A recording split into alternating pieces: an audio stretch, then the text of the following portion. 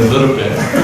And we just started, this is our first class, first time to meet. We met only about an hour ago, okay?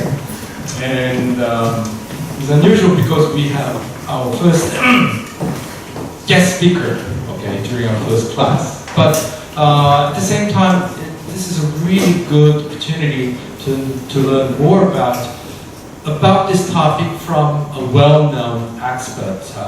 I'd like to introduce Dr. Kao Lee, who's from our sister high school from University of North Carolina, Chapel Hill. We have sent a number of students there. So far we have received one. Okay? But we expect to see a lot more students, especially in our international summer semester. Okay? So Kao Lee is a well-known expert in the area of digital curation. And he has had a lot of interesting projects, and I hope that he is going to share his class knowledge with us, although very limited amount of time. Okay. Without further ado, I'd like to welcome Dr. Kao Lee. Great. Well, thank you for having me.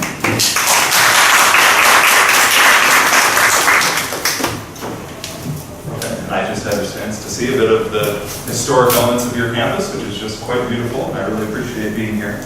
Okay, so I'm going to talk a little bit about things related to acquisition and processing and dealing with born digital materials, things that come off of computers and various storage media, and some of the underlying principles of those things as well.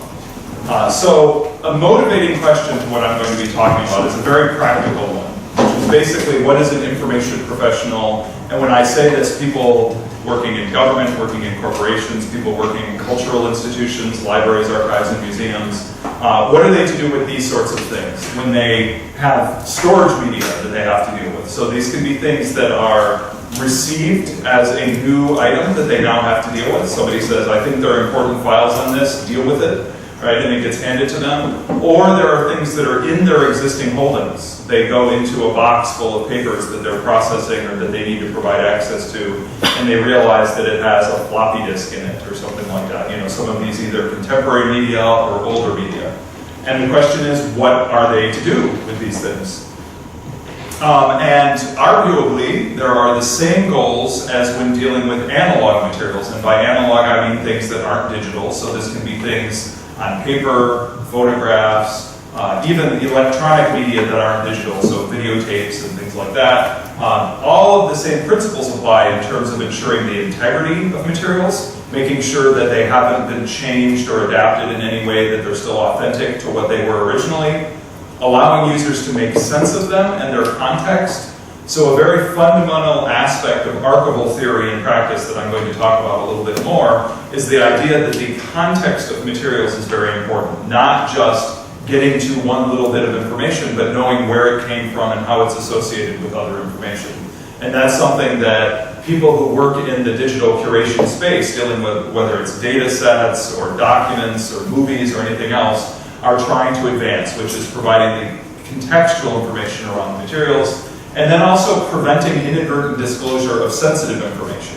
Things that might be on that disk that maybe reveal too much about the individuals, of their identification, their phone numbers, their dates of birth, any number of things that might be protected, credit card numbers. And so I'm going to talk a little bit about kind of trying to apply those same principles but in a digital context. And the same fundamental archival principles apply. So these are all principles that come very much out of what people in our school at UNC, the School of Information and Library Science, if they're focused on archives and records management, that area of study, they'll get a lot of exposure to these principles, and they very much drive what people do in the archival profession, which are provenance, original order, and chain of custody. So provenance is basically that you want to make sure that things that come from a particular source still reflect that source. So you don't want to go into, let's say you've got the personal papers from lots of different famous individuals who submitted them to an archive. You don't want to then mix them all up and not know which came from which source, essentially. Original order then steps inside of each of those collections and says, we also want to make sure that they're arranged in the way that they were previously, because If I hand over a set of files that were on my computer and you rearrange them and put them into different folders and kind of no longer reflect the way they were arranged originally, that then loses a lot of the original context of what they meant to me, what kinds of materials they were supposed to be, how they were categorized. And then finally, chain of custody, which is making sure that you know what succession of steps something has gone through. So this is very fundamental to making sure you know that things are authentic, is that you know where they came from and what steps they followed along the way. So in my classes, I often make reference to this movie, The Red Violin. I don't know if anyone has seen this movie. The movie, The Red Violin, have you seen it? It follows a violin through its life, essentially, over hundreds of years. And it's essentially the idea of provenance, because it's following not the stories of individuals or any particular historical period, but that object from its first creation all the way to the contemporary era, right? And that's really what we're trying to do when managing materials over longer spans of time, is making sure that we know those steps that it's gone through. Not just that we have the thing now, but who had it, what did they do with it, did they make any changes to it? And in a digital environment, this becomes very important because we often are making changes. There are things that happen when you interact with digital materials. There are things that happen when you move them from one place to another that might make them different, and you want to be able to document what has happened in doing that. But digital materials are different from analog ones. And some of the things that I'm going to be talking about come out of this publication that I did several years ago, back in 2012, Ancient Times when it comes to digital curation. And I'm going to talk about these different levels of representation. So if you've been exposed to any kind of literature on information systems, you know, if you see somebody give a talk about some new system they've built, or you get an explanation of how operating systems work, or how a database-driven website works or something, it's very likely people start drawing out layers to you. They say, oh, well, here's the user interface, here is all the queries that are made to the database, here's the database underneath, here's the actual storage of the data that is sitting underneath the database. Well, if you're trying to make decisions about managing and providing access to digital materials, you also have this very distinct set of layers that are very important to keep in mind. And at the highest level, you can think about aggregations of objects. So people who work in libraries and archives do a lot of this, where they categorize things as part of a collection. They use terms like series and record group and collection to say, we're not just looking at individual items, we're looking at them in their whole, right? All of the things that came from some source, or all of the correspondence between different individuals. And there are many professionals whose job is essentially to look at the aggregates. Not to deal very much with items, but to deal with those collections and their coherence and making sure they're described well. But below that level, there are objects or packages. So a package is something that's reflected in this standard called the OAIS reference model, which you may see discussed in things about digital curation and data curation. And it's a standard that came about, originally it started being developed in the mid-1990s, and it became an international standard in 2002, and it's since been kind of somewhat adapted and reviewed and renewed more recently. And one of the things that the OAIS reference model identifies is an information package. So the idea is that if you want to preserve things, you don't want to just preserve an individual file. You want to preserve a bunch of different things that have all been put together, a file, metadata around it. So they have this thing called a submission information package, which is what you put into the archive. You say, hey, preserve my stuff. Here's what I'm giving you. You have an archival information package, which is the data itself along with preservation description information, what's called representation information, all these things that ensure you'll be able to make sense of the thing that is being preserved. And then you have what's called a dissemination information package, and that's what goes to users of the collections. And a very similar idea to a package is an object. So an object is something that might be composed of lots of different parts, but it's something that you want to be able to maintain coherently so people can interact with it. So think of a web page, right? And how many, let's say you go to the front page of the university's website here, right? How many files do you think load into your browser? And I actually don't know the answer to this. But 50? Yeah, probably something like that, right? So what kinds of files would they be? Does anyone know? There's going to be at least one HTML file probably, right? That's kind of has the text and the structure and markup. Has anybody done any web development? Do you know other things that might go into the page? JavaScript. Yeah, so it could have JavaScript, it could have style sheets, it could have, let's say there's a banner ad or something, right? Something could be pulled from somewhere else. If it has 8 or 10 images in it, those are all separate files. So if you're looking at that web page as something that you wanted to retain, so somebody in the future could come back and see that page, you wouldn't want to just think about individual files, you would want to think about it as an object that's composed of many different files, right? They all have to come together to be that object. One thing that you can often be concerned about is in-application rendering.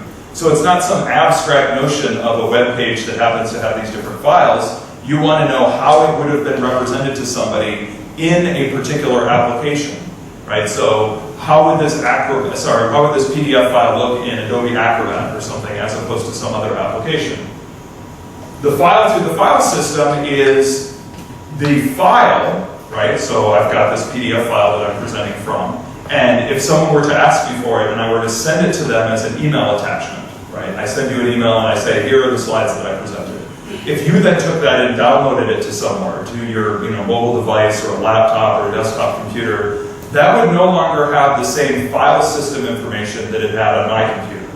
Because the file system has things like timestamps, right? When things were changed and modified and created. It has information about what user accounts are associated with the file. It has information about how big the file is, and it also has information about the directory path. So where was it stored on my computer? C:, whatever the heck it was.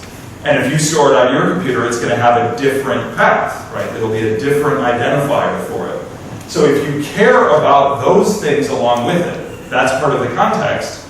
You don't want to just get the file, you want to get it along with that file system information around it. So it's a bit like taking a sheet of paper out of a filing cabinet and just giving it to somebody without any of the other material around it, right? No folders, no labels, no explanation. The file as the raw bit stream is that PDF file that I would have sent you. If you open it in something called a hex editor, you can see all the individual bytes within it, but you're not getting that packaging around it that was in the file system. Stepping below that, you can have sub-file data structures. So there could be things that you really want to be focusing on that are part of a larger file. So think of databases, right? Very often we're just taking a view into a database, and the thing that you consider, the entity that you care about, is data that's been pulled out of one little part of the database. Not saying, I want a whole big file, I want one view into it. The bit stream through the input-output equipment is what you get if you just plug in a device and start reading the data out of it from the sectors of the storage. So if you know how storage works on a device, there are sectors and clusters in Windows speak. In a Linux or Unix world, you call them blocks. But they're basically these chunks of data that get written out onto a medium. And if you want to make sure you get everything down off of that disk and not just the files that have been pulled out of the file system, you create what's called a disk image. So that goes through and it reads through sector by sector by sector and writes them all out. So what that's doing is basically saying, let's treat that connection from the device to my machine like a hose that's just, sending water through, and I want to get all of it. I don't want to just take little selected parts out of it. Below that even, you can look at the raw signal stream. So that's essentially the signals that are being transferred across that wire before they've even been interpreted as ones and zeros. Right? So we tend to have this notion, if you see things written or discussed about binary systems, right, that they're based on ones and zeros. And there's this idea that somehow Mother Nature created ones and zeros, right? They're there with the rocks and the air and everything else, right? But the fact that we call something a 1 or a 0 is based on some decision that an electrical engineer made about what constitutes the voltage level that counts as a 1 or a 0.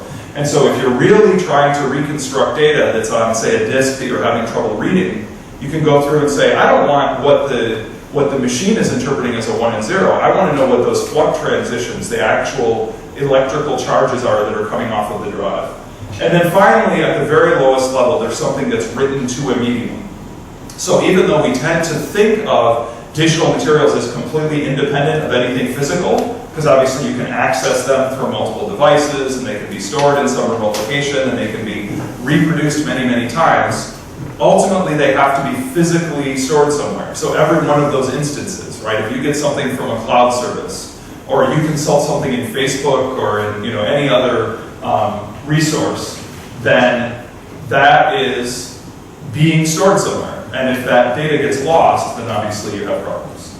And so I'm just going to give a few examples of this. So an aggregation of objects can be exemplified by this project and Gary was involved in this, Gary Roshini, who Samuel knows very, very well, I know. We worked on this project at the University of North Carolina, and it was funded through this initiative of the Library of Congress in the US, where we were looking at context and saying, if we were to collect video from the internet, how would we be able to make sure that some user of that material would know its context and not just have some video that they can't quite figure out what it was? And so we created this system, and Chirag Shah was the person who did the fundamental software development for this, called Context Miner. And it would go out and it would query different resources, primarily YouTube was our focus, and it would bring back metadata. It would say, I did a query for election 2008, so this was back in the 2008 presidential election in the US. That was our best one in recent years. You should pay attention to that one rather than the one going on right now. It was certainly a little more pleasant. And so total results so far, and then maximum results on the last crawl. So it's basically showing you, when there was a query for Christopher Dodd and John Edwards and Mike Gravel, all these people who were running for president of the US at the time, it brought back results. But in this view, you're looking at an aggregate. It's saying, okay, I did this query and here's what the results were. If you step down a level below that, you can look at a particular video that it captured.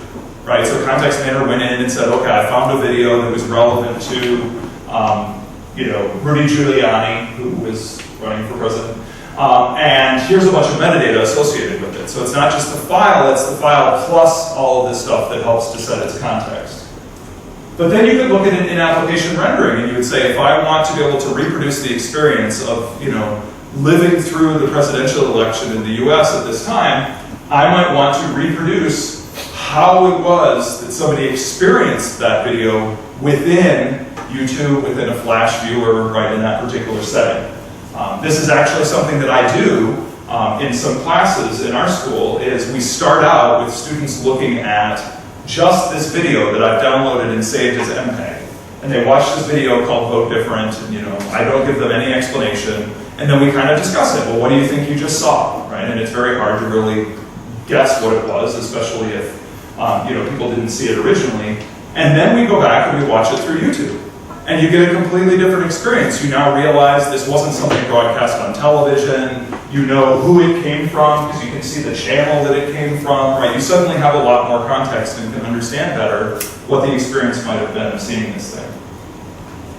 If you step down below that, you can look at the file system, and there are command line interfaces and graphic user interface, ways to get to the file system.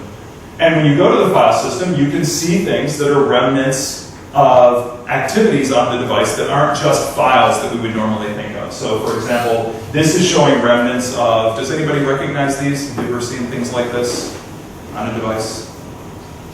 So if you use a Windows machine, for example, and you allow it to show you hidden files, right? You usually have to change the preferences. And someone with a Macintosh uses the device and then gives it back to you, it's going to leave behind these remnants like a trash folder, like these things called resource forks. It's going to try to build an index on the device, so it leaves these spotlight remnants. All these things are on the disk, but they're not visible to you unless you enable viewing of hidden files. And similarly, at the command line, you can type just dir in a Windows environment, right? This would be ls if you're on a Mac. It just lists the contents of a directory. But if you do dir and then this /a, so you give it this A switch, so it shows you all files, you'll now see these different hidden ones. Right? Hey, read that. It's so exciting. I have a pointer that isn't working right now. So this feels like a luxury to me. So the file system has access controls, file names and identifiers, the file size, how big is a file, where to find it in storage. So there's this indirection that happens on any computer system. right? Where an application doesn't actually go directly out to storage. An application asks the file system to grab the data, and then it has to figure out where it is out in storage and pull it back in. There are also modified access changed and created dates. So modified is when the content was last changed, when something within the file actually changed. Access is time the file was last accessed by a person or software. Has anybody ever experienced this changing when you didn't expect it to? What might change the access date? Does anyone know?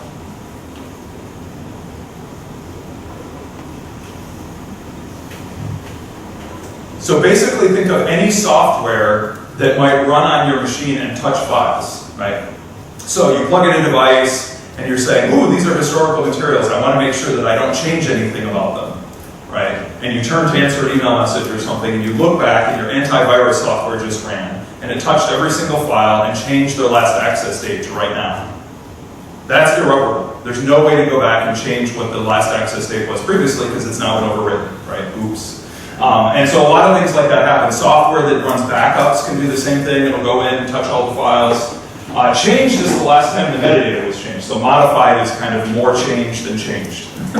Changed would be if you change the file name or something. And then created is kind of an odd one. So has anyone here ever encountered a file that has a last created date that's after the last modified date? I mean, if you look, you'll encounter these cases, and that seems like that would be impossible. How could something have been created after it was modified, right? And the reason that that's the case is because the created date, so in file systems on a Windows machine, if you save a file, if I were to give you, like this one, the flash drive that was used to put the presentation file on here, the created date will be today, because it's saying when that was written to the new medium. When was it new to this computer? That's not what we normally think of as created, right? So you have to know how to interpret these things as well. There are a lot of different examples of file systems that you might encounter out there. Here's kind of an articulation of where you might find them. The ones that you're really most likely to find in materials, let's say somebody gives you a disk and says, hey, deal with it, right? Is going to be FAT, which stands for File Allocation Table. FAT12 and FAT16 would be from older systems. If you find something with FAT12, it's probably on an old floppy disk from many, many years ago. NTFS will be the file system that a Windows machine runs on top of. So basically Windows uses this for, large sets of data for whole operating systems. HFS and HFS Plus. So if you use a Macintosh environment, it'll have an HFS Plus file system. HFS will be from older Macintosh systems. And then one that you're probably likely to encounter is ISO 9660, so that's for CDs, right? There's a particular file system on those. Let's look at the raw bit stream now. So how many here have used a hex editor? Has anybody had reason to use a hex editor before? Okay, so a hex editor is basically a tool that allows you to, rather than doing something like opening a Word document in Word, right, which we're probably all pretty good at, you double click on it and wait, right? Opening it in a hex editor is going to show you all of the underlying bits. It's just going byte by byte through all the data and just reading it out. It's not interpreting it and rendering it for you in some way. And on the right side, you can see what is the ASCII equivalent, meaning if there is a byte anywhere in there that is a character that can be readable as ASCII, it will show it to you here on the right. And of course, obviously, there are limitations to ASCII. Many characters have to be, in Unicode and take up more space than just ASCII. But even for documents that are primarily composed of, for example, non-English actual text, there are things embedded in the files that often are in ASCII text, right? So there are things that you can reveal about what a file is by looking at it through a hex editor. You could also do things like data recovery, deal with files where you can't read them, but you can partially get some of the data out.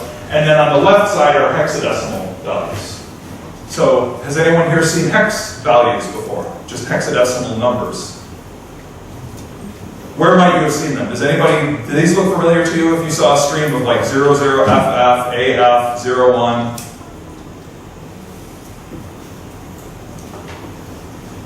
So you might see them, for example, in a checksum, like in a cryptographic hash of a file. You might see them if you ever have to use the utility to find out what your MAC address is, right? If you're trying to get on a network and you have to find out what the identifier for your network card is on your device, that MAC address is indicated in hex. Another place you might have seen it is if you ever have to manipulate color.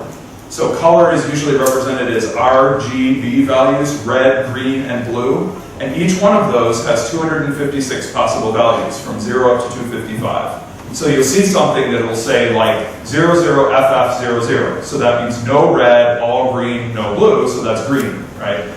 FFFFFF. Anybody know what that is? So that's full on all the colors. Oddly, it's white, which seems kind of counterintuitive because you would think it would be dark brown or something if you mixed all, right? It's not like paint. But if you take the full on values of just FFFFF, which means 255 maximal value, you're going to get white. Whereas if it's all zeros, it will be black, right? And so there's one little bit of math that's really useful for having a hex editor, which is that 2 to the power of 8, which is 256 possible values from 0 to 255, is the same as 16 squared. So the reason that relationship is valuable is if you now say, okay, let's use a system where every digit can be 16 values. 0 up to 9, uh-oh, I've run out, I better use something else, I'll throw in letters, okay? A, B, C, D, E, F, right? So now it goes from 0 up to F, which is up to 15, basically. If you put 2 of those next to each other, what are called nibbles, because 2 nibbles make a byte. So you say, now AA, AF, 0, 1, whatever those values are. When you put the 2 next to each other, that constitutes a byte. And so that's a much more convenient way to represent a bit stream in this hex editor, like we saw up here before, than writing out everything as a bunch of 1s and 0s, right? Otherwise you'd have the screen massively full of 1s and 0s, and it would be very hard to interpret. And hex dumps are used for things like memory analysis, debugging, reverse engineering, a lot of things like that. If you're ever trying to, for example, deal with digital rights management, and you're trying to figure out what's going on underneath it, or people do this like in games where they're trying to find solutions to games and things, right? You can dig in further if you're using a hex editor because you're going into the underlying bits. So in the bit creator environment that I'm going to talk just a little bit about, this is software that we've developed through work at the University of North Carolina and other places funded by the Andrew W. Mellon Foundation. In this environment, you can go to these scripts. So you just bring up this little script and it goes to file analysis and view in hex editor. And in this case, you can see that this kind of file, anybody see what kind of file it is? Because at the very beginning, it has what's called a magic number that tells you what the file is. This is a PNG file, so it's an image, right? And you can see other things where it says, Photoshop, a color profile. So it's things about it as an image file. Now, checksums, or cryptographic hashes, are a really important part of all of this too. So, has anybody here knowingly generated a cryptographic hash? I say knowingly because you probably use software like 50 or 60 times a day that does it, and you just don't notice it because it's going on underneath. So essentially, a cryptographic hash, or what we often refer to as a checksum, is just a big long string that uniquely identifies a file. And it's based on this idea that if you have an algorithm that you can run input through, it will always get the same output. And that means that you're never going to have collisions, meaning if you have a file and I have a file and they really are genuinely different, if we run them both through the same algorithm, they're going to get a different output. And there are lots of different algorithms for this. They can be used to determine if bits have changed after a transfer. So this happens underneath a lot of times when you're transferring data from one place to another. It generates a checksum on one end, and then when the file is received on the other end, it validates that checksum and says, okay, nothing has changed, this file is intact. If bits have flipped within a storage environment, so if you're trying to keep stuff for a long period of time, 10 years, 20 years, and you want to make sure that nothing has gone wrong, you store the checksums along with the files, and you every once in a while generate them again and make sure they match. If they don't match, something is wrong. And you can also find duplicates, because if 2 different files are in 2 different places and named 2 different things, if they have the same hash, it actually means they're the same file, and you wouldn't have known that otherwise. And a library of hash values, meaning a collection of them, can be used to identify known and notable files. So an example of known is this thing called the National Software Reference Library. This is something maintained by NIST in the United States. It's the National Institute for Standards and Technology. And they have this massive database of hashes of known system files. They go in every time a new operating system is distributed, and they just run through the whole thing and create hashes of all the files. And then they say, okay, somebody's running an Android platform, and what applications are they likely to use on that platform? They say, oh, they're probably going to use Google Chrome or whatever it is, right? Or, they're on an iOS platform, so they're probably going to use, Safari, and they're going to use whatever the things are. And so then they install the applications and they generate hashes of all those. And what's useful for that is now if you're going to go into a system and try to figure out what the user's files are, right? I want to know the things you created, not all the system garbage that's on it. You can compare them to an NSRL dataset and say, I just want to exclude all the stuff that's the system files. I don't really want to look at those. And then notable is actual bit streams that you're looking for, and you can use hashes to do both of these things. So the bit creator environment, which I'll be talking about a little bit later, has an easy way to do this. You do this file analysis, calculate MD5.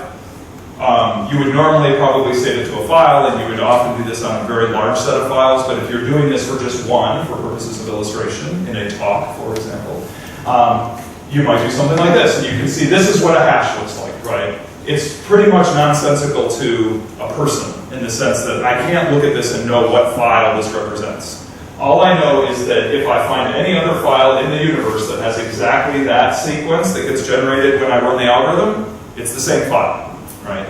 And if I run the algorithm against this file and something different comes out, it means it's changed. Something's wrong with the file. Does anybody know what this is? Can you tell?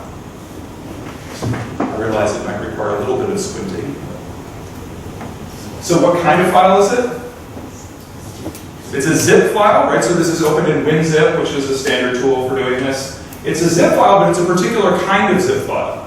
If you take a docx file, if you take an ODF, open document format, the alternative to the Microsoft file formats, if you take Pages, so if you use a Macintosh and you ever use Pages, which is a word processing program, all of them have the same characteristic. The files that they generate are zip files, but they have a different file extension, so the operating system knows to open them with a particular application.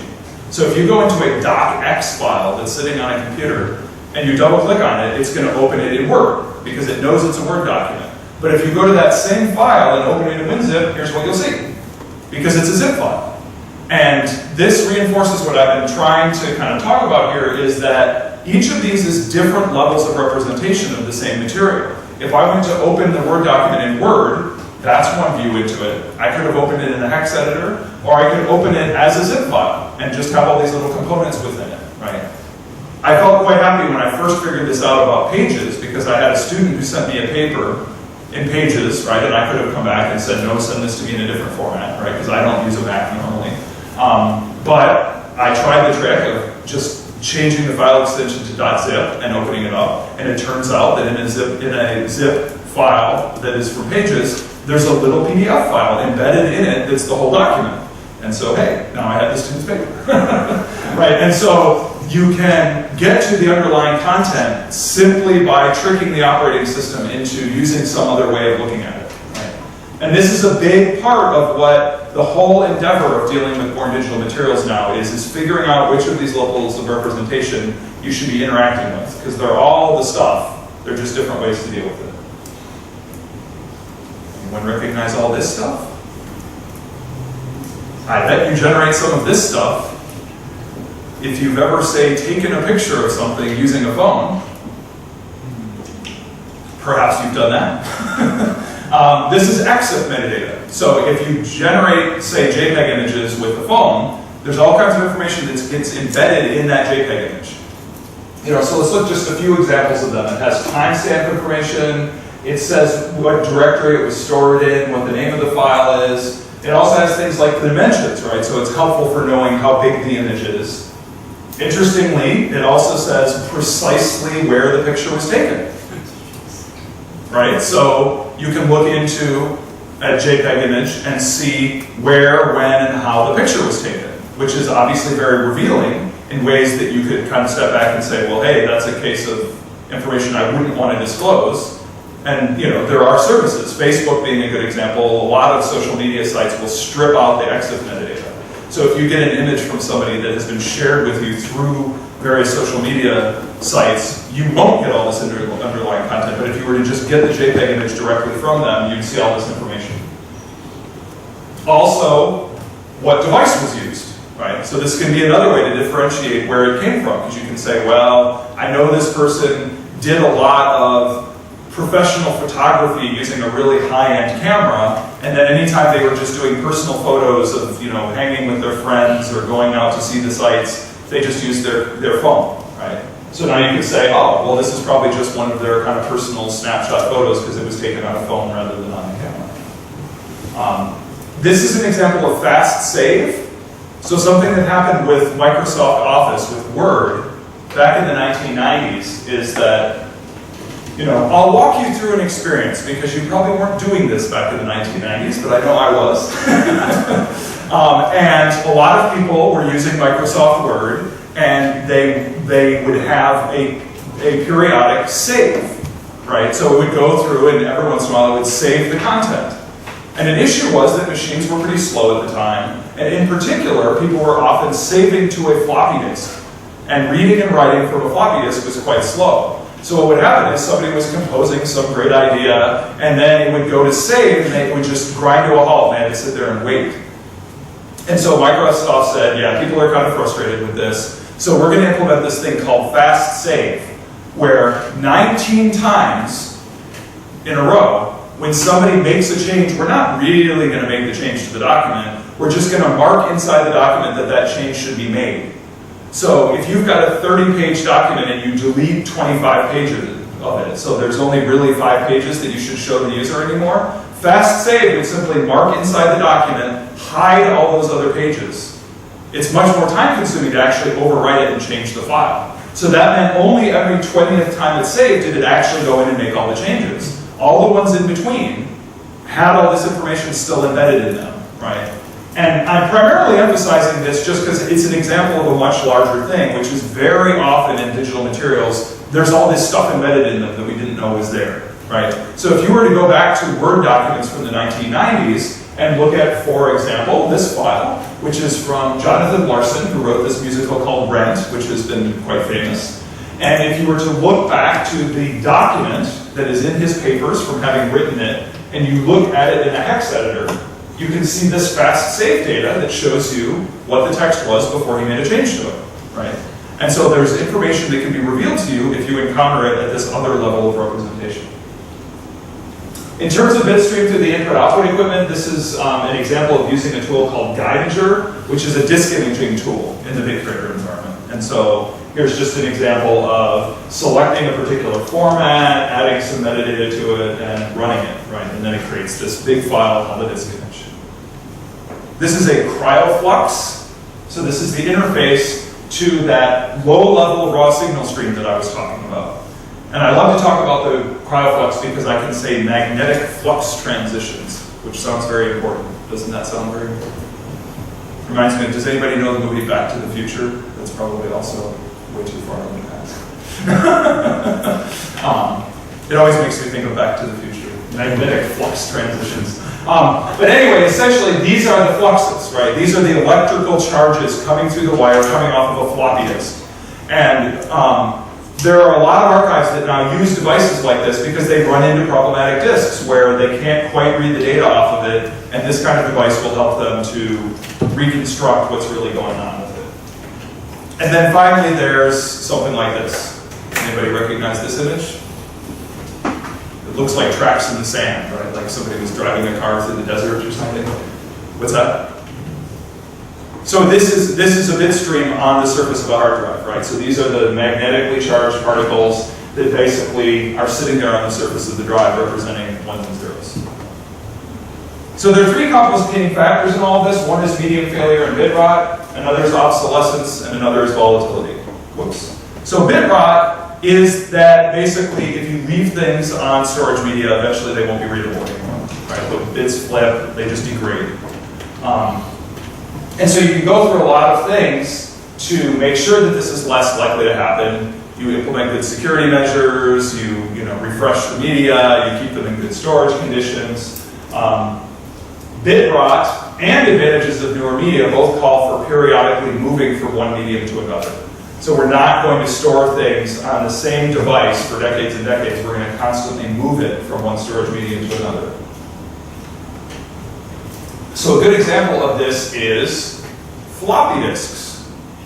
Does anyone know how much storage floppy disk could handle. I mean, it varied over time, right? They developed over time, but if you had one of these, the 3.5 inch, the kind of, you know, ones with the little shutter, maybe you've seen them in old magazines or something. They could store 1.44 megabytes, right? That's enormous, isn't it? Can you imagine? And let's run that down to a megabyte, because, you know, why not? It makes the math a little bit easier. Does anyone here have a terabyte drive on their, like, say, on a laptop or a desktop machine? Quite possibly, right? I mean, terabyte drives are not very expensive. They're kind of a standard thing now. So if you were to store this same number of bytes that you store on floppy disks on that terabyte drive, how many floppy disks would you need? 100,000? So yeah, quite close. So how many megabytes are in a gigabyte? Anybody know?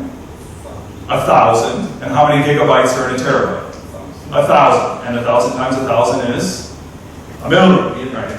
So, I mean, it's a little bit less than that because I already said it's actually 1.44 and not 1, but, you know, so let's say it's 600,000 or something, right?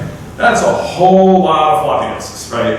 And so obviously that would be ridiculous. We would not rely on those old media, not just because they degrade over time, but because the performance keeps going up and up and up in terms of storage density, input-output speed, and everything. So basically, a big part of the operation of storing data over longer periods of time is continuing to move them from one storage medium to another because, you know, floppy disks just aren't going to cut it anymore, right?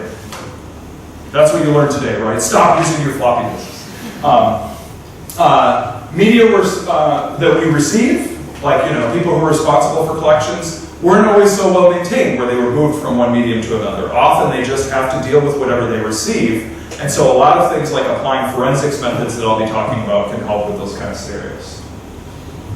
Ted Nelson, famous in the sort of 60s and forward for coming up with ideas related to hypertext and things that have been kind of foundational for thinking about things that have really influenced a lot of the thought, though not always recognized as being associated with Ted Nelson, told us obsolete power corrupts obsoletely. So, and this is playing on, if you haven't heard this quote before, absolute power corrupts absolutely, right? And the idea is that if you have materials that are stored in digital form, things become obsolete. The operating system isn't current anymore, the file formats you use aren't current anymore, and so each of these layers kind of can undergo differences in industry adoption and how well they're supported. The order of volatility is that some types of data change much more frequently and often than others. And this can be really important to recognize when you're dealing with digital information. So, any big quantum mechanics fans out there? You know, so there's this notion in quantum physics that, you know, things like the Heisenberg uncertainty principle and everything, that essentially when you interact with something, you change it, right? You generate a state in the universe by looking to see if there's a state in the universe, right? And that's actually something that happens very much in digital systems, that simply by looking at a file, you've now changed its timestamp. Simply by interacting with an online system, you've now changed its system logs and things, right? So just interacting with something then makes it different. And so, for example, if you wanted to know what somebody's browsing habits were on their computer, and you have access to their computer, it really wouldn't be a good idea to just open up their web browser and start going, oh, let's look at the history and click around and see what files they were opening, because you'd immediately start overwriting the cache. And the cache is this file, it's either a file or set of files, depending on what browser, that retains recently visited pages so that they can be loaded more quickly into the browser. So if you really wanted to know people's recent behaviors on their browser, the first thing you'd want to do is go into that cache and copy it and store it somewhere, right? And there's a lot of examples like that in dealing with digital environments where if you care about its original state, you want to kind of freeze it in time before you start tinkering around with it. And so what are some of those things, right? Well, digital forensics, which is this whole field that's usually associated with, you know, solving crimes and that sort of thing, can help to fulfill those archival principles I was talking about before. You can identify, extract, and save essential information about the context of creation, You can reflect things about the original order, like what files were where, what folders they were in, what user accounts were associated with them. The chain of custody, things like where did this come from, have there been any changes made to it. If you do things like those hashes I was talking about, that ensures that you can document that you haven't made any changes. And also identifying sensitive information. So a lot of the tools in digital forensics are for finding things that might be incriminating in some way, right? Someone has accused someone of committing a crime, so you use this tool to search through their machine and see if they did certain things, or if certain files reside on their computer. Well, if you're the caretaker of information and you want to make sure that that individual doesn't have things disclosed accidentally, like, I don't know if there's an equivalent of what we call FERPA in the US. In the US, we have something called FERPA, which is about student records. And so I, as a professor, have to be more cautious about things related to student evaluation because we have a whole set of laws that say, I can't just throw those out on my website or something, right? Those are protected. And if we provide certain health services, that information is more protected, right? I shouldn't be able to, as a doctor, examine you and then just throw it on the web, your health insurance number and your date of birth and all these kinds of things. I need to be more controlling about those. And so we can use the same forensics tools to scan for and identify things that might be sensitive. So galleries, libraries, archives, and museums have been adopting a lot of different forensics methods in order to take on these kinds of things. So using write blockers, which I'll talk about in a bit, it's ensuring that you don't make a change to the medium, you only read data off of it. Generation of disk images, which I already mentioned what those are. Applying cryptographic hashes to files, which we've already talked about. Capture of something called DFXML, which is a schema for metadata related to things like what's in the file system. And then also scanning for personally identifying information, some of those things I talked about before. But these things need to be adapted for use by people in collecting settings like libraries and archives and things like that. And one of them is the persistence of metadata. So metadata is just kind of this thing that's useful along the way in the world of digital forensics. But for people who care for information professionally over time, they tend to really obsess over metadata. Essentially, what should the ontologies be? How should things be named? Should they be named, consistently? How do you map from one to the other? All those things are really, really important to the work that information professionals do. And so that's something that a lot of us who have been applying forensics to collections have been working on a lot, is making a very formal way to approach the metadata. Provision of public access to the data. This isn't something that's much of a priority to digital forensics because they're just obtaining data to look at maybe somebody being accused of a specific crime. If you're requiring things to put in an archive, you want them to be publicly accessible, or at least accessible to some people. So you have to be thinking about that. And also support for older technologies, right? You probably think I've been talking far too much about floppy disks, right? But those older media are things that people who are responsible for materials over decades and decades have to deal with, right? And that will undoubtedly be things like USB flash drives from today, right? I mean, we've already been doing a transition to USB 3. It's very unlikely that 30 years from now, everybody's going to be using the same kind of flash drives with USB ports, right? There will be something different. And now, if you had materials that somebody wanted to access years down the road, they would need to deal with those older media. So the people in these settings are using a lot of things like this. A FRED, which is a dedicated forensics computer. FTK is commercial software for digital forensics. The SleuthKit and AFFlib are open source software. This is a write blocker that you can use to make sure that you don't inadvertently write data to a disk. And then various kinds of ports and connectors, right, hooking up to older media.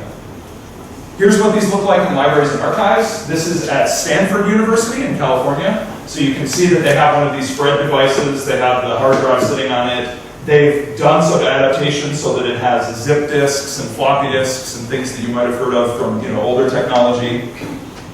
This is the setup at the British Library. So Jeremy Layton-John, whose job title is the curator of e-manuscripts, at the British Library has this very nice setup with, they pull the data off the disks here. This is that cryoflux I was talking about before. And they do various additional processing, cataloging metadata stuff over here. Here's the setup that we have at the School of Information and Library Science at UNC in Chapel Hill. We have a couple of these FRED devices. We have lots of write blockers, lots of storage media because you have to pull the data off of the disks. lots of adapters. We have a little poster that is a cheat sheet for what all the different adapters are and bits of hardware. And this is primarily used for two things: us to do testing in our research, and for student projects. So students will come in and be able to do stuff with all of this equipment in this little lab. This is a more bare bones explanation of some of the things you might want to have in place for basically dealing with older media like floppy disks. Here's a write blocker, here's a zip drive, right? We've come out with some reports from the Bit Creator project that I'll be talking about just for a couple minutes here. And one of them is called From Bit Streams to Heritage, and it talks about essentially the application of digital forensics to settings like libraries and archives and other institutions. If you're wondering what this crazy, funky kind of shag carpet picture is here, that's a write blocker and that's a hard drive. So it's a write blocker hooked up to a hard drive. Then we also had a report called From Code to Community, where we looked more at professional engagement kind of issues around, essentially we got funding for a project to develop software, but we also wanted to make sure that it was viable over time. And there are different models for sustaining software. One is that you sell it commercially and you have a company that makes money from selling it. Another is that you have open source software and then you try to sustain it in some way. And the model that we've gone with is essentially getting grant funding to support our development of open source software, and then having a consortium, basically professional institutions that pay in to be members to then maintain the software in the community around it. So this report is kind of about our efforts to build up that whole community around the software. The Bit Creator project, which I've made some reference to already, was funded by the Andrew W. Mellon Foundation. So this is a private foundation in the US that's been very supportive of our work. And it had two different phases. The second one finished back in fall of 2014. And the partners were our school at UNC and then the Maryland Institute for Technology and the Humanities. And here was our core team. You've seen this guy. He was a little younger then. We'll see how long I stick with that picture. Let's see, so maybe if I lose a little more weight, I'll add a new picture. So Matt Kirschenbaum is at the University of Maryland, at the Maryland Institute for Technology and the Humanities. He's an English professor. And so his interest in all of this, I come at it as somebody who came out of the archives profession and really want to figure out how we can enable people to deal with the digital stuff that they have to care for. Matt came to it as somebody who studies digital texts and realized, man, if I have a hex editor and all this stuff, I can figure out all kinds of stuff about the author and what they were doing and the underlying structures of their work when they're dealing with like hypertext publications and things like that. Cam Woods is a computer scientist. He got his PhD in computer science. He's been collaborating with me for years. He got a very strong interest in digital preservation. And so we've been collaborating on, me kind of providing the archival context and him providing this incredibly deep technical expertise about how to develop the systems and everything. We had what was called a community lead. So Cordy Olson was out there engaging with people in the community and different professions. Alex Chasanoff, who has now moved on to the Maryland Institute for Technology, Massachusetts Institute of Technology, MIT, you might have heard of it. So she's moved on to MIT. Sumita Misra does software development for us, and she did on that project as well. And there were a couple of graduate assistant students. So Kyle Bickoff and Amanda Visconti helped with testing and documentation and things like that. So here was the team behind it. We had a couple different advisory groups, one that was called the Professional Experts Panel, one that was called Development Advisory Group. And the goals were to develop a system for people to use in these kinds of settings that took open source software and allowed them to apply forensics methods, but in a way that fit into their workflows. So it wasn't, hey, I'm going to try to find evidence of a crime, but I want to use these things to process materials that then I want to provide access to and describe. And also stepping toward actually providing that access to people. So the Bit Creator environment itself bundles, integrates, and extends a lot of existing open source software and then has some of its own development in it as well. It can be either run as just an Ubuntu Linux environment. It is an operating system. It is a Linux operating system. And the great thing about Linux, because it's open source, is you can do whatever you want with it. So we took the Linux operating system and we've customized it in a whole bunch of different ways and installed a lot of different applications, some from other places, some we've developed ourselves, and then distributed it to people. And you can run it as Linux. That's the best way to do it in many ways. You just run it on your machine. But if you want to test it out or introduce it to a new environment in which you don't want to just set up a whole machine to be Linux, you can run it as a virtual machine in VirtualBox. So I would say VirtualBox or VMware. but VMware, if you've been following the industry news, is not looking to have a very positive future because they laid off about 800 employees a few months ago. So don't look to them probably thriving too much in the future. Also as individual components, so parts of the software can be run individually. And so I'm just going to look at a little bit of the BigCreator functionality. It's there to support acquisition, reporting, redaction, and metadata export. So getting data off of disks, reporting what was there, and then exporting various forms of metadata that can help to characterize it. Whoops. So here's what it looks like. Ooh, look, a desktop. So it looks like Ubuntu Linux, if you've ever used a Linux environment. It's not so different from either Windows or Mac. It's like basically you click on folders and open things and stuff, right? You can go here to open a command prompt, and it's got these folders that shows things like forensics tools and imaging tools and stuff. And it's had a variety of customizations. I already showed you how you could right-click and then generate a hex view and those kinds of things, right? You can't normally do that in a Linux environment. You have to customize it to do that.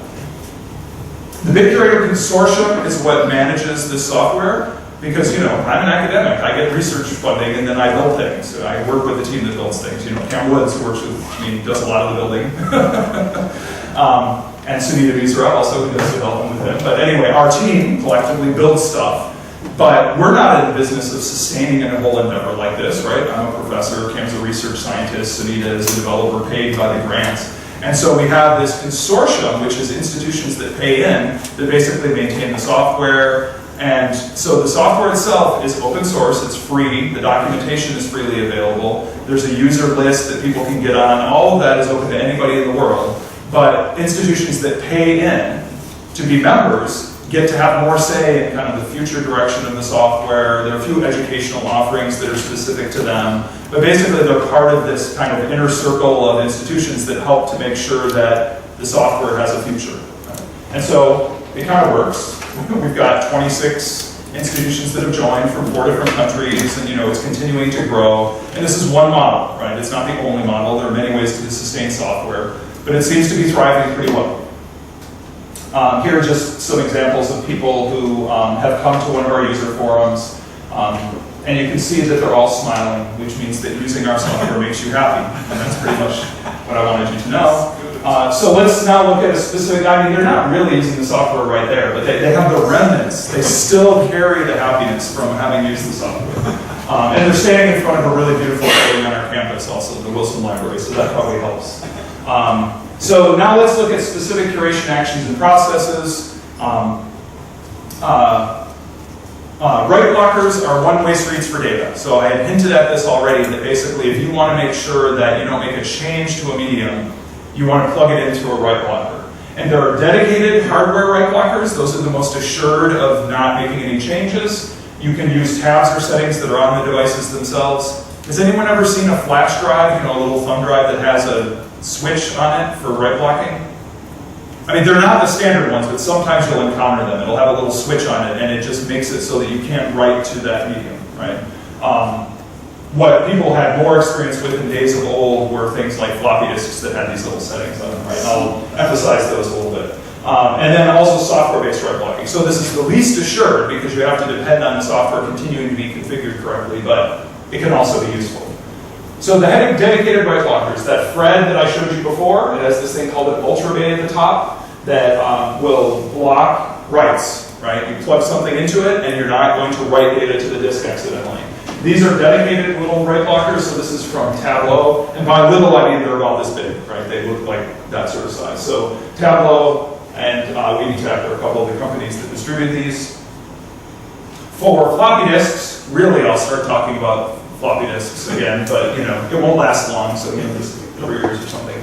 So this is a 5.25-inch floppy disk. Essentially it had this little notch. And what would very often happen is people would get discs, like in the back of a magazine or something, right? You'd get a magazine and it would have some disc to promote some service that they wanted to sell to you. And so people would say, well, I don't want the service, but it sure is nice to have a disc, right? And so they'd have to rip the little tab off so that this was enabled, and then they could write to it and do whatever they wanted with the disc, right? The 3.5 has the opposite, which is if light can get through, it is write protected. So you'd want to make sure that this little window was open, and that meant that it was write protected, right? Anybody know what these are called in South Africa? These ones? The only quiz of the day. Okay. So, I don't know, maybe you've got ones later, but this is the only one I'm going to give you. So, these are floppies, right? Floppy disks. These are stiffies. I'm not making that up. That's what they call them in South Africa. Okay. And I have confirmed that with several people. So, yes. Example of software-based write blocking. If you mount a device in the bit creator environment, by default, it will not be writable. You actually have to go in and change the policy if you want it to be writable.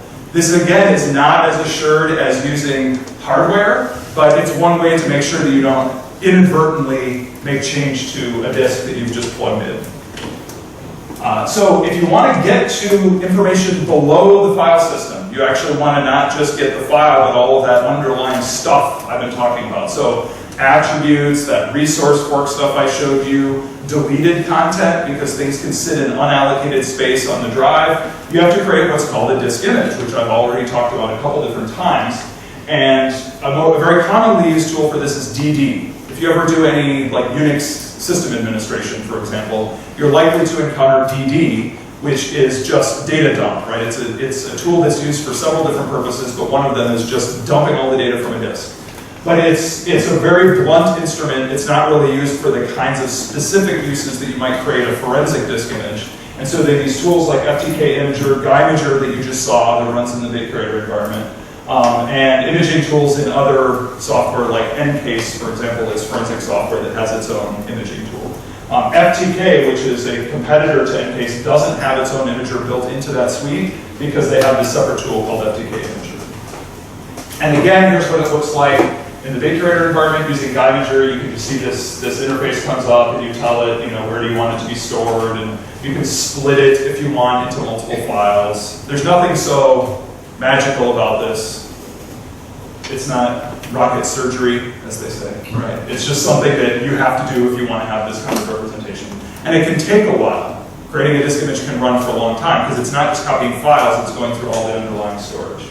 And there's technical metadata that you can view that's associated with the disk image in terms of the capture or how it was run.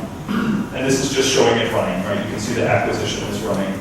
And then you sit and wait. So very often when people build disk imaging into their work processes, they set it running and go off and do something else and come back, right? Because if you just sat there and stared at a disk image running, it could take you quite a long time. Nobody should pay you to just sit there and stare at it. You should probably move on to something else and go back, right? If you look at a disk image in the bit creator environment, you can see this script. It says to show the disk image information, and then you can see this acquisition information that's associated with it. It's embedded down inside the packaged file. So there are 4 ways to interact with disk images. You can use emulation, you can mount them like regular drives, inspect them as forensic objects, or dynamically navigate them from within a web browser. So I'll talk a little bit about emulation. What does it mean to mount a drive? Does anyone know if you say you connected something to your computer and it mounted it? The way you can tell is essentially you see it appear as a drive. So if you're on a Windows machine, you would see it now becomes your F drive or something, right? It pops up as a drive. On a Mac, it won't be given a letter, it's just given a name as a device. It's the same idea, right? It appears and now it's as if it's part of your computer. It's been kind of incorporated into the list of all the other drives. Mounting it means that now you can actually interact with it in that way. You can take disk images, for example, you can take an ISO disk image. This has been the case on a Macintosh computer for a long time. You just double click on an ISO disk image and now it mounts it as if it's a drive. Starting with Windows 8 and forward, you can do this in Windows without having to use some other application. For forensically packaged disk images, which are a somewhat different format, you can use things like in the bit creator environment, there's some functionality. In a Windows machine, you can use something called OSF mount. But when you're mounting it, you're making it look like a drive, and now all the files are actually files on your system. Let's say, for example, one of those files has a virus in it. Well, now all of those files are things your operating system can fire off and possibly make badness on your machine, right? And so if you sometimes want to just go inside of the file and look at its contents without actually mounting it, you can use all these other tools like FTK Imager, Autopsy, the bit creator disk image access tool, And this is not only an advantage because you would possibly avoid malicious code, right, viruses, but also you can see things that you wouldn't see by mounting it, like deleted content and other things that essentially are only visible if you look into them forensically. And then you can also dynamically navigate them within the web browser. So I'll just talk very briefly about each of these. Emulation as a service is something that has been an initiative at the University of Freiburg in Germany for several years now. And these are just two different uses of this service that they have. One is you just want to imitate the original computer, right? So you run it in this emulator, and now you can see this running in this old Mac as if you're using the old Mac. Hey, cool, right? This is a scenario in which you don't really want to use the original environment, but you realize that it's an old file, and the only way you can open that file is to use an old application, and that old application runs on that old operating system. So you basically emulate the old operating system, you bring up the old program, and then you could convert it to another format, right? Because you're running it in that old environment. So there are different ways in which emulation can be useful. You can mount a forensically packaged disk image. So in the bit creator environment, you go to scripts, you go mount disk image, and now it just appears as a drive on the computer. You can look inside of the disk image by using this thing called the disk image access tool. So now you see all the content. You can see these red ones are deleted content, so things in unallocated space that you might be able to recover. This is viewing contents of a disk image within this program called FTK Imager. So I'll just say again, all of the things that I've talked about in the bit creator environment, if you're interested in playing around with any of them, it's all free and open source software. You can just download it and use it on your own machine. You can run it in VirtualBox.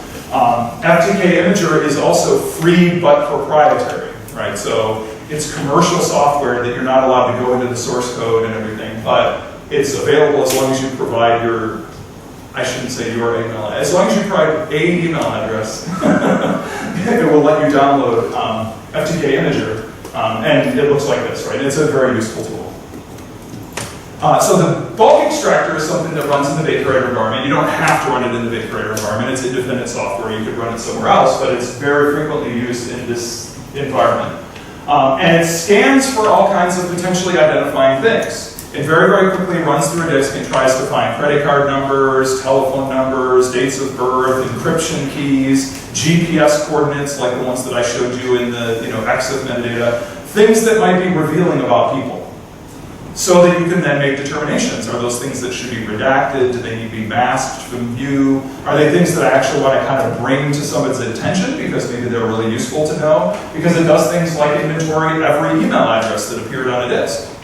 Right? And then you can do things like this and look at the email histogram and say, okay, there were 12 instances of this email address. I can go to it, and it's got this offset. That means how many bytes onto the disk did I find it, and that's where it appears. Right? So you can just say, hey, here's a terabyte drive. Show me every email address that appears on it. Right? Anywhere, embedded in files, sitting in unallocated space, wherever it might be. The bit creator environment also generates a variety of specialized reports. You can use this graphic user interface. I know it's not pretty, but it works, right? It's a graphic user interface. You type in different things and it goes to the different places. And you can generate provenance and technical metadata. So if you run this tool called FileWalk, created by someone named Simpson Garfinkel, who's also the developer of Bulk Extractor that I just showed you, you can see information about the acquisition, right? It says this tool ran, here was the version, here's how it was compiled, here was the command that was run, and then it shows you things about the disk itself. Where does the partition start? How many bytes does it have? Just all this kind of technical stuff. And then most of the output is these things called file objects. So it goes through every file and directory on the disk and reports things like what were the timestamps, where was it stored on the disk? That's what these byte run things are. It generates these cryptographic hashes that we looked at before. It basically takes all this information out of the file system and stores it separately and says, well, this might be information that's useful. This is the schema that it follows that's maintained by a group led by Alex Nelson through a contract with NIST, who I mentioned earlier. And there's the schema. What's going on with the tools running in the bit creator environment is basically it runs FileWalk that goes through the file system. It runs that bulk extractor that just goes through and ignores the file system. And then it puts the two together so that you can say, oh, I found a credit card number, but what file is it in? That sort of thing.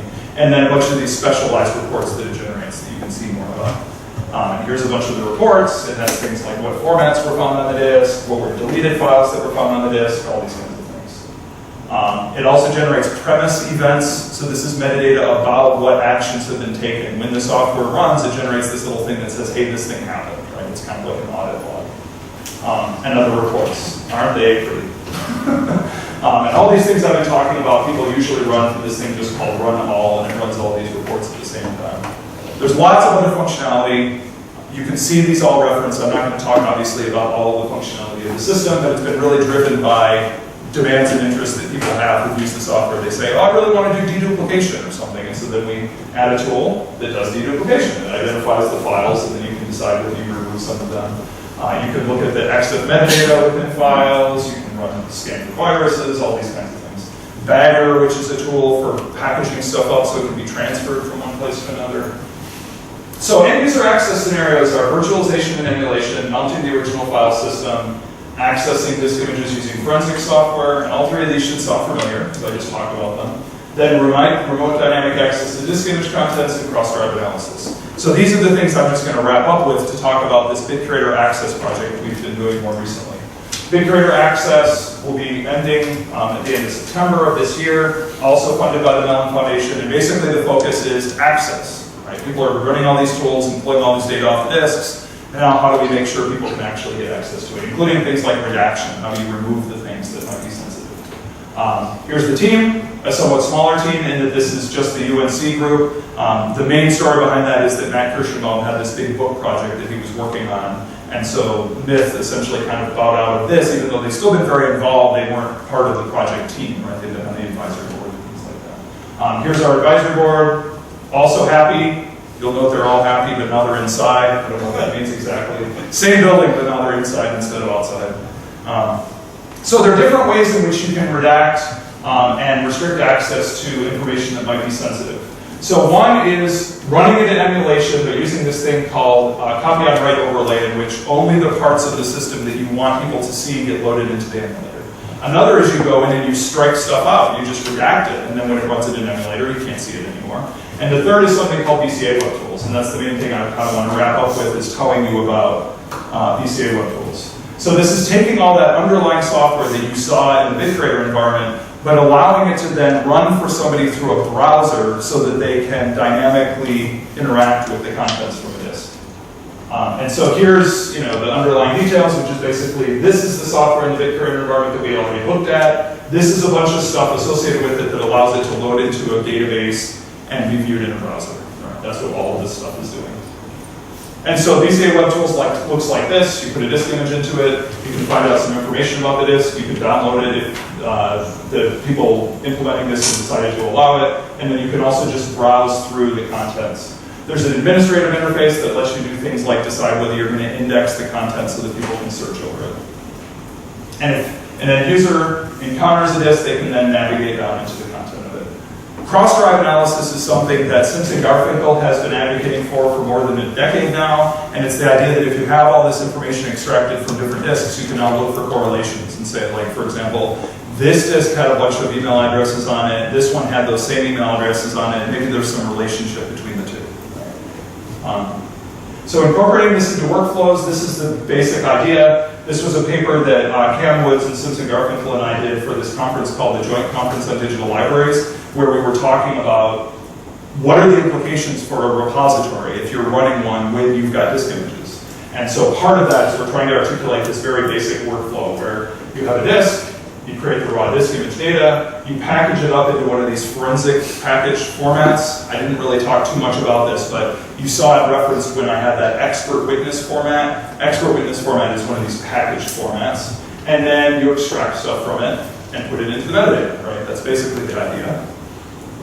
This is just a reminder of what the BitCreator environment itself can support: acquisition, reporting, redaction, and metadata export. This is not everything that needs to be done. There are a lot of preservation functions that aren't addressed specifically by the system, and there are also a lot of things like determining what's valuable to keep, right? Selection and appraisal and things like that. There are a lot of different sources of workflows. This comes from a study that Marty Hagenbach did back in 2012. There was a project called the Ames More Digital Collections Project. The Digital Sustainability Lab at MIT, Kari Smith and Nancy McGovern. Kari Smith has been the primary author of these things, but Nancy has contributed a lot as well. and then Bit Curator Consortium workflows. So each one of these is very ugly on this screen, but I mean, I can share if anybody's interested in consulting any of the resources that I've pointed to. And if you go to Marty's full paper, you can see these, and it references FlyWalk and FTK and a bunch of these things that I've already been talking about. This is from the University of Hull, from the Ames white paper. Again, all you get is this blobby impression by looking at it here, but if you're really zooming in, you can see the different steps that they follow. And this is from Carter Smith at MIT, where they have this really detailed way of expressing their workflows with these little hands. Those represent handoffs. And you can see parts of it that are associated with digital forensics when they get things on media. And then the Big Curator Consortium's website itself has workflows that you can get to. The continuing challenges are incorporating all these things into workflows that are really useful to the institutions that use them. Dealing with obsolete storage media, older stuff is always going to be a challenge. Dealing with disk images, which are these internally complex items, right? Most collections don't have individual files that can have a whole set of files and folders embedded within them, so it's kind of an unusual thing. Provision of public access, and also dealing with ethical issues of, what information should you unearth? Who should determine what gets exposed? How should you filter it? And all those sorts of things. So here again is the happy users. And here's where you can find out more information. This is where you can get the software, find the documentation. We have screencasts. There's a user group that's there. This is information about the older project. This is information about the current project, the Curator Access. And I'd be happy to answer any questions that you have about any of this. Thank you.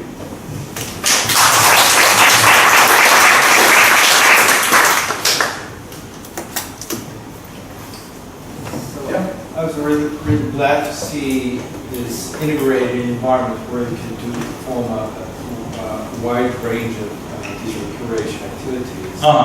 So I got the sense that these tools have been applied to mostly cultural institutions. Yeah, for the most part, yeah. But it looks as if this can be also very useful to many other organizations. Sure.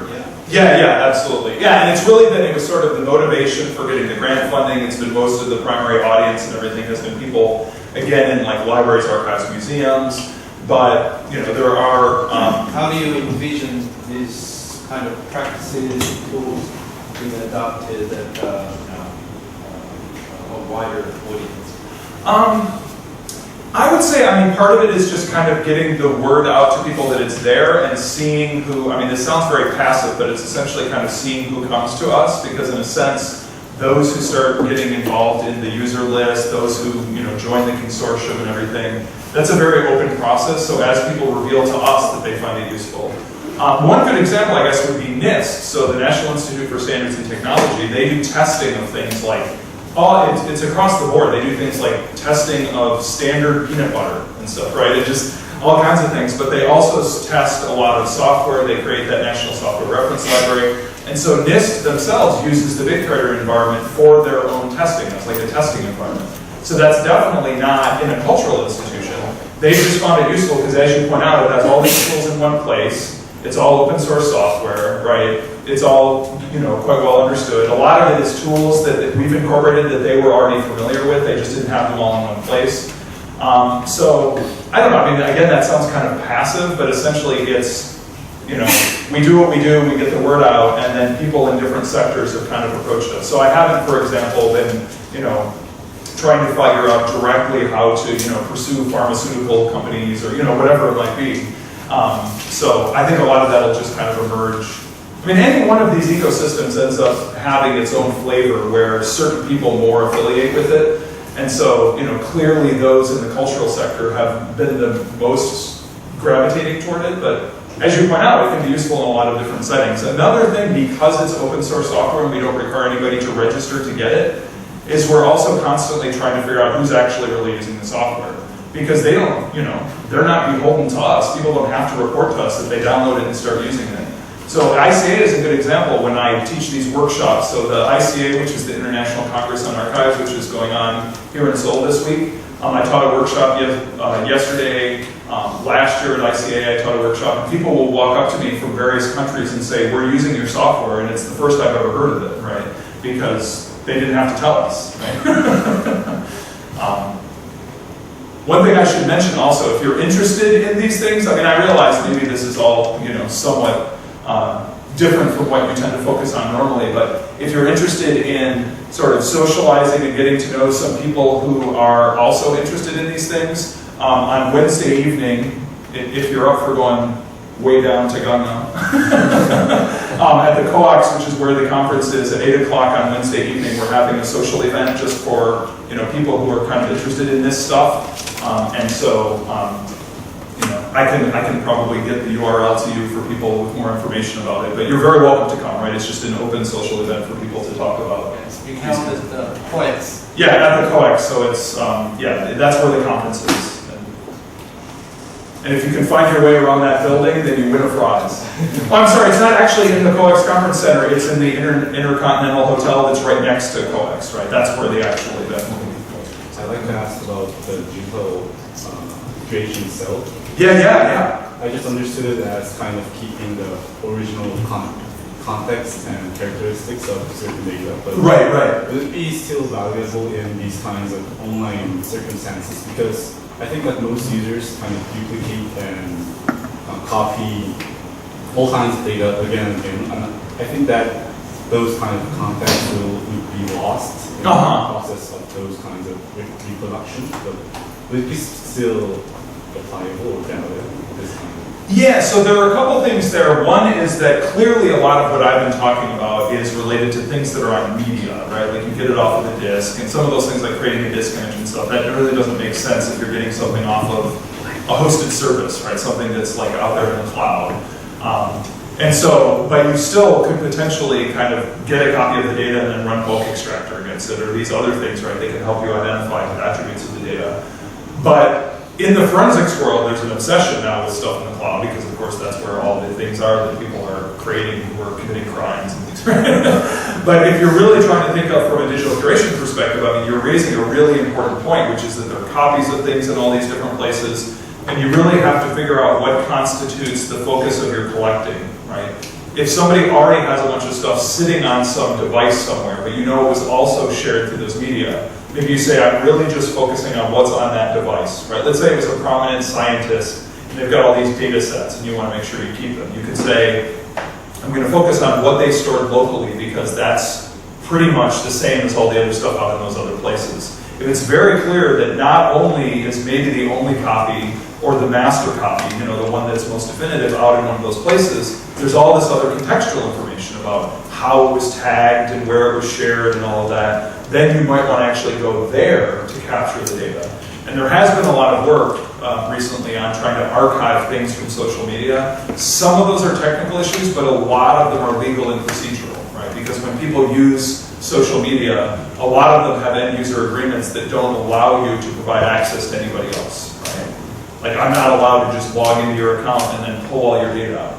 Even though procedurally that's what we want to do if you want to give all your stuff to an archive or something. So it's really a huge issue now of figuring out what those boundaries are, right? If somebody operated in 8 or 10 different online environments, what is it that you want to see as the materials that should be retained, right? But actually going in and thinking I want to kind of capture the state of that information from those places and store it somewhere else is often a very good move, because a lot of times the end user agreements and the business models and everything of those providers is not to provide perpetual access, right? And so you can't be assured that if something is in an online space, that 20 years from now you can still get to it, right? So the trick is figuring out how to be aware of where people are working in those spaces and figure out what information should be retained, because of course just coming in and saying you can't trust cloud providers so you shouldn't use them for anything is ridiculous, because everybody's going to use these kinds of spaces, right? It's trying to figure out what should get pulled from those places. Because we all have these entanglements in so many different places, right? It's like, well, something went out through Twitter and something else went out into the shared drive, and which of those things should actually be kind of accumulated to be part of a collection? And so really, again, there are technical ways usually to do it once you've made the determinations, but a hard part of it is just figuring out what those boundaries should be. I really appreciate, I think it's a kind of excellent introduction to digital creation. I think it's really wonderful presentation. I really appreciate that. The simple question. What's the G from glam? Oh, what is the G from glam? I'm sorry, it's galleries. Galleries. I'm never quite sure within what context what to use, because in the US what you see is LAM, which is libraries, archives, and museums. And basically it means cultural institution. Okay.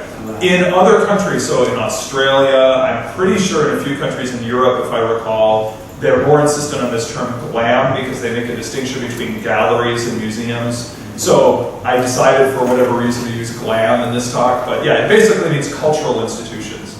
And there's been a lot of recognition of convergence between them, right? You've even seen this where, like in Canada, the libraries and archives merged, you know, the national. And so you've seen this idea that, well, we're all just dealing with stuff, right?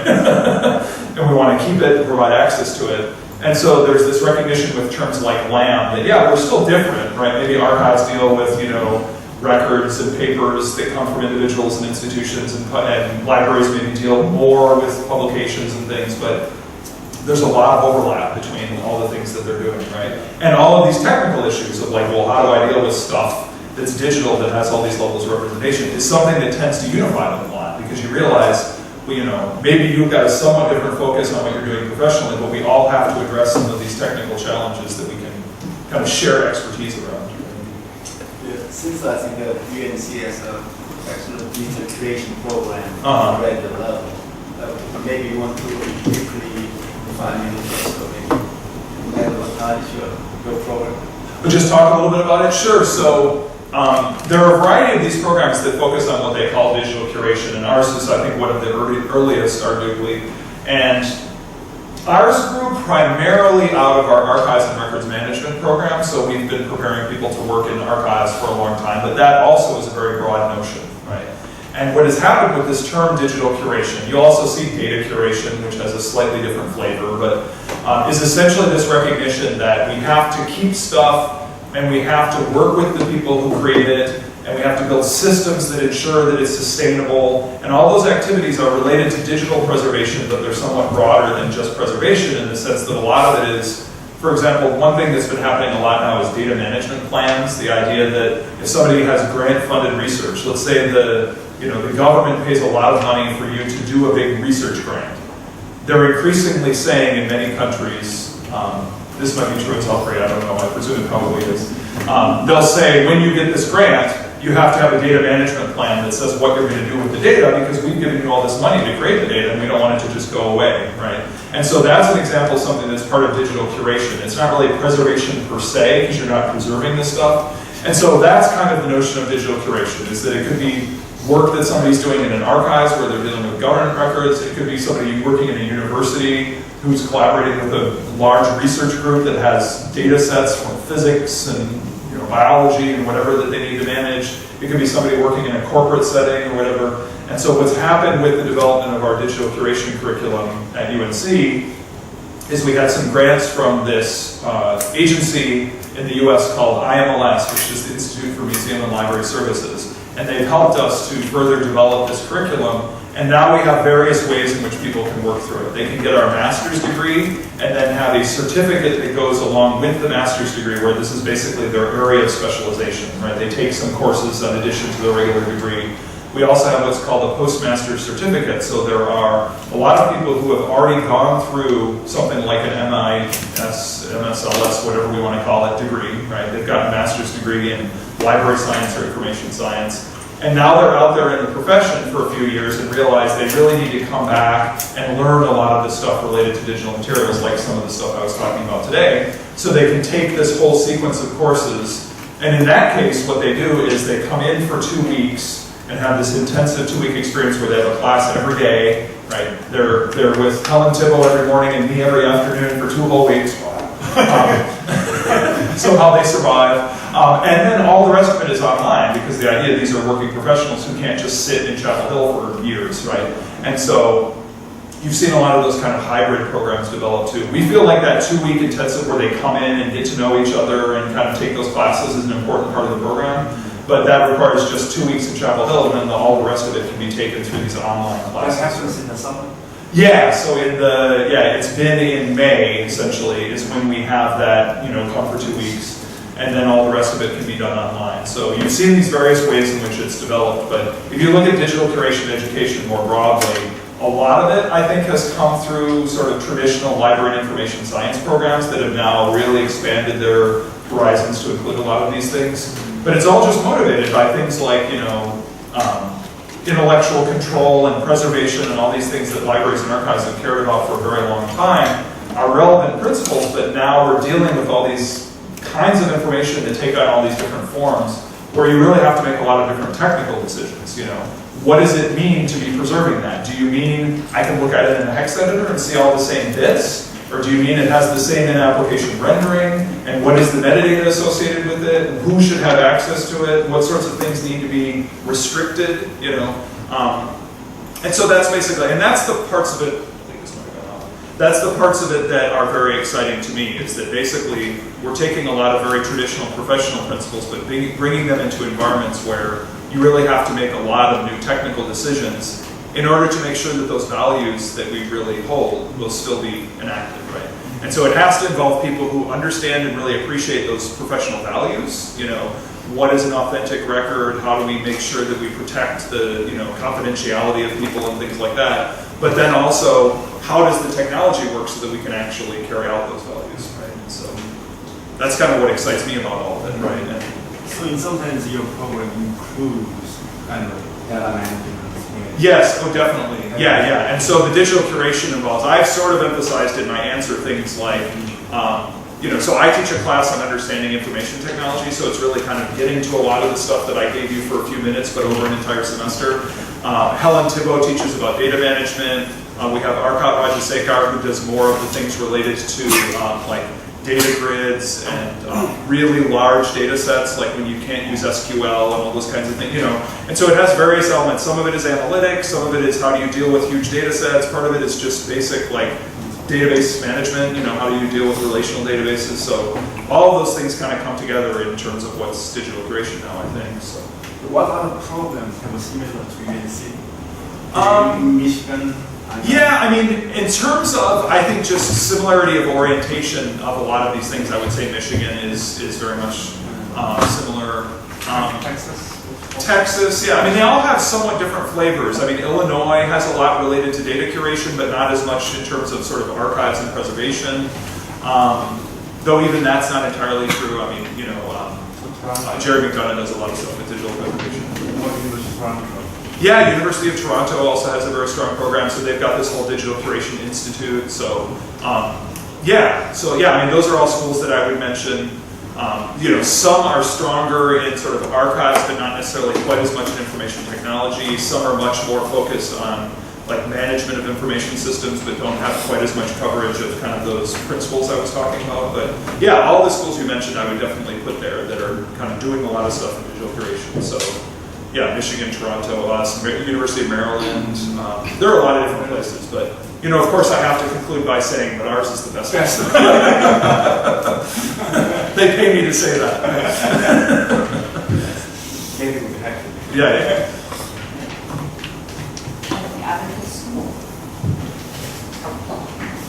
I think we have to wrap up. Yeah, sure, absolutely.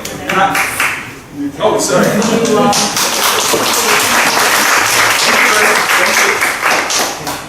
Yeah, and I can, if anybody is interested in kind of following any of the links or whatever, I can share this, file if anybody wants to follow up on any of the things that I talked about. How do you take a picture? Sure, of course. And again, thank you for your attention. I realize it's a very odd way to start your class.